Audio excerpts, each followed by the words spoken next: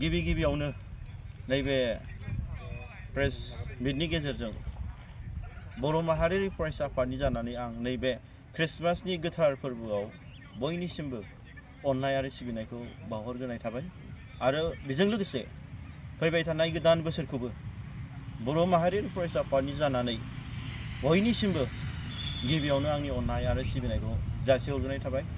दिनैनि नैबे प्रेस मिटनि गेजेरजों बे बर' माहारियारि फरायसा आफादा नैबे जोंनि थियाटार बारलांफा थियाटार बेखौहाय नैबे जोंनि क'क्राझारनि साखाथि जानागाव फोथाराव नैबे फैलाव फोथाराव फ्रियाव दिन्थिफुंनाय हाबाफारिखौ दिनै जों लादों 28 डिसेम्बर 2023।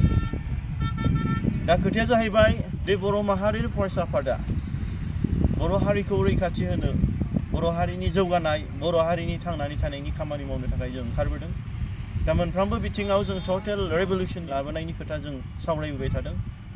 दा बेखौ लोब्बा लाखिनानै जितु थियाटाराबो मोनसे कालचारनि बाहागो आरो थियाटारनि गेजेरजोंनो जेब्ला जोंनि बर' हारिनि गेजेराव ससियेल मिडिया इन्टारनेट कम्पिउटार सौफैयाखैमोन बै समावनो थियाटारनि गेजेरजों जोंनि बर' हारिखौ फोसाबनाय बिनि दिन्थिफुंनायनि गेजेरजों बर' हारिनि जौगानाय हाबाफारिखौ थियाटारा लाबोबाय थादोंमोन।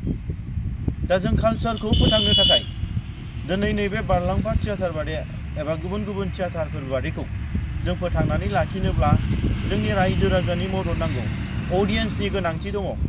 बेनि थाखायनो बर' माहारियारि फरायसा आफादा जि हायो खस्थ' मस्थ'बाबो दिनैनि बे हरसे हाबाफारिखौ लानानै नैबे जानागाव फोथारनि क'क्राझारनि साखाथि गामिनि गेवलां फोथाराव नैबे फ्रि दिन्थिफुंनाय हाबाफारिखौ बर' माहारियारि फरायसा आफादा दिनै लाफुंनाय जादों।